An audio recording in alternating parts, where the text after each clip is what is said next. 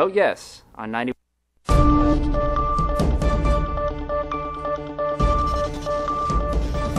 It's time for the 420 Radio News, covering the latest headlines in consumer cannabis, medical marijuana, and industrial hemp. Transcripts of 420 Radio News are available daily on our website at 420radio.org. Now, here's Russ Belville with your marijuana headlines in 4 minutes and 20 seconds. This is your 420 Radio News for Tuesday, September 30th, 2014.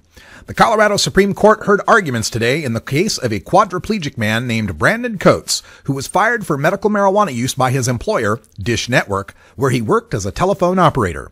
Coates, who has used medical marijuana since a car accident to control spasms and seizures, says he never used nor was impaired on the job.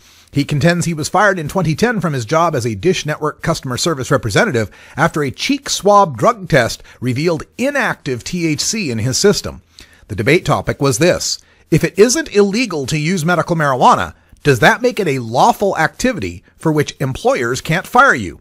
While California, Oregon, Washington, and Michigan's courts have ruled that their state medical marijuana laws do not protect employees from being fired over a dirty test, Colorado has a lawful off-duties activities statute that prevents firing anyone for their legal activities off the job.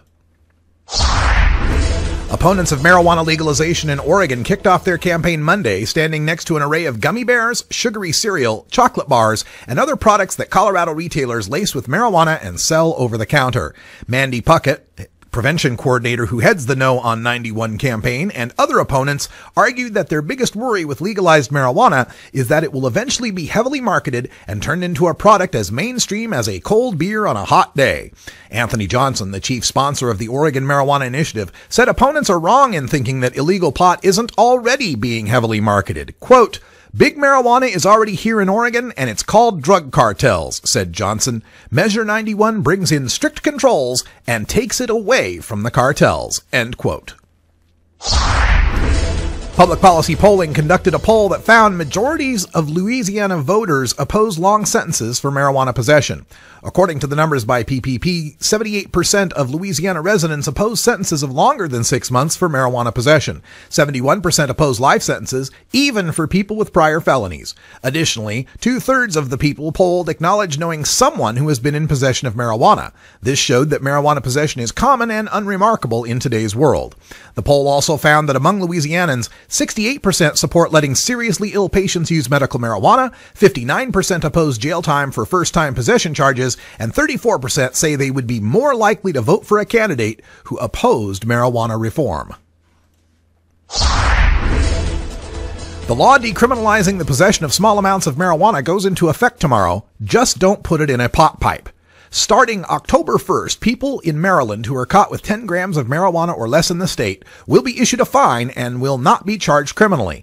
The fines vary from $100 for a first offense, $250 for a second offense, and $500 for any subsequent offense. Selling marijuana is still a criminal offense as well. It is considered distribution under Maryland law, and you can be arrested. Possession of drug paraphernalia is also still a criminal offense. Officers will not have a scale in their vehicles to determine if the amount of marijuana is 10 grams. The marijuana will be confiscated and measured in a stable environment.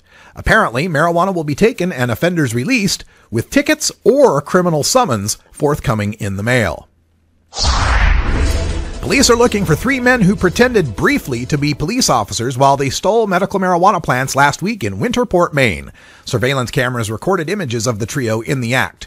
On Saturday, another medical marijuana theft took place, this one in Standish. In that case, sheriff's deputies, real ones, charged 2 men with theft and aggravated assault after they allegedly beat up the owner and doused him with pepper spray.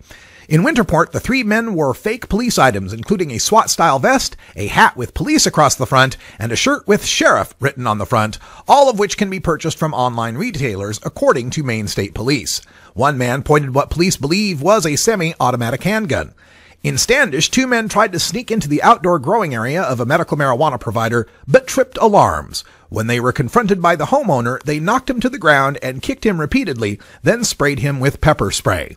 This shows once again why medical marijuana does not go far enough in protecting its patients from theft and abuse over recreational use. This has been your 420 Radio News for Tuesday, September 30th, 2014. I'm Russ Belville.